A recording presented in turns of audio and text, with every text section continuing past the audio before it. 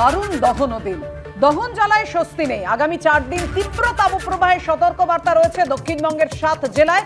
তাপপ্রবাহ চলবে কলকাতাতেও। কথা বলবো আমাদের সঙ্গে সরাসরি রয়েছেন আমাদের প্রতিনিধি ব্রতদীপ ভট্টাচার্য। ব্রতদীপ, এই মুহূর্তে বাইরের আবহাওয়া কেমন? আমরা বারবার শুনে আসছি গত কয়েকদিন ধরে তাপপ্রবাহ চলবে, তাহলে স্বস্তি কবে? দেখো, গত কয়েকদিন ধরে যে অস্বস্তি ছিল আজও কিন্তু তার কোনো পরিবর্তন নেই। তবে এরই মধ্যে একটা স্বস্তির খবর দিতে পারি, যেটা আবহাওয়া দপ্তর সূত্রে জানা যাচ্ছে যে রবিবার থেকে দক্ষিণবঙ্গের 3 জেলায় বৃষ্টি এবং ঝোড়ো হওয়ার সম্ভাবনা রয়েছে। অর্থাৎ রবিবার থেকে মেদিনীপুর এবং 2 চব্বিশ পরগনা, অর্থাৎ উত্তর এবং দক্ষিণ 24 পরগনা, এই 3 জেলাতে ঝড় বৃষ্টির সম্ভাবনা রয়েছে। সোমবার থেকে দক্ষিণবঙ্গের অন্যান্য জেলাগুলিতে বৃষ্টি বাড়ার একটা সম্ভাবনা রয়েছে। কিন্তু আগামী এই 4-5 দিন কিন্তু যে পরিস্থিতি ছিল গত কয়েকদিন তার কোনো পরিবর্তন হবে না, বরং আগামী 3 দিন দক্ষিণবঙ্গ জুড়ে কিন্তু অতি তীব্র তাপপ্রবাহের সতর্ক বার্তা রয়েছে।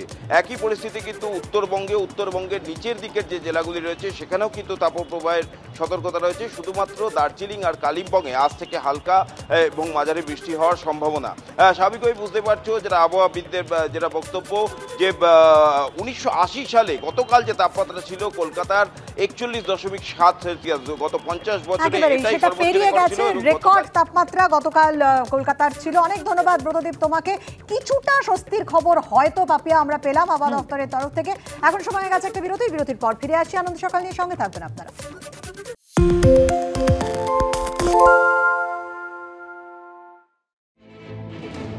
গত লোকসভা ভোটের আগে লাল পতাকা ছেড়ে যোগ দিয়েছিলেন গেরুয়া শিবিরে।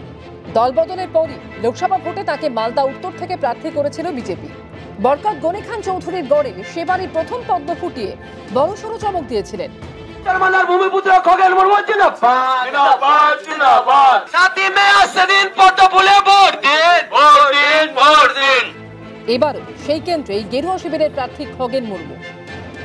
গরিব মানুষের সেবা করাটা হচ্ছে যে আমি দেখেছি ওই সময়তে আমি যখন বামফ্রন্টের সঙ্গে ছিলাম সেই সময়তে দেখেছি যে বামফ্রন্টের মধ্যেও এটাই ছিল, গরিব মানুষকে তাদেরকে মূল স্রোতে নিয়ে আসতে হবে।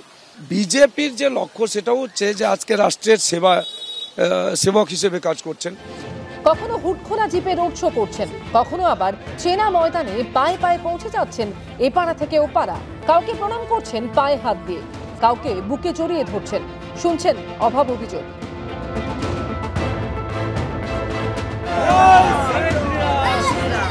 হরিশ্চন্দ্রপুরের বেজপুরা তাপমাত্রা দেখাচ্ছে 41 থেকে 42 ডিগ্রি সেলসিয়াস এবং অনুভব হচ্ছে তার থেকে আরেকটু বেশি। তার মাঝখানেই খগেন মুর্মু বিজেপি প্রার্থী মালদা উত্তরের, তিনি প্রচার সারছেন এখানে।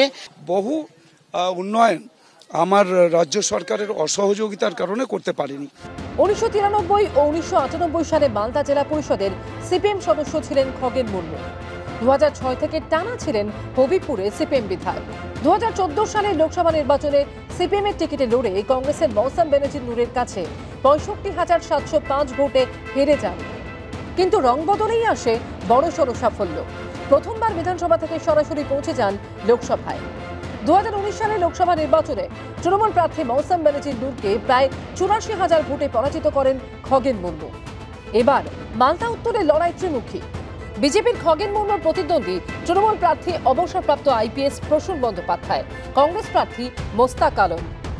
পুলিশ হিসেবে যেভাবে ধমকিয়েছেন, চমকিয়েছেন, মানুষকে সর্বশান্ত করেছেন, মিথ্যা মামলায় জড়িয়েছেন, এটাই তো তার কাজ ছিল।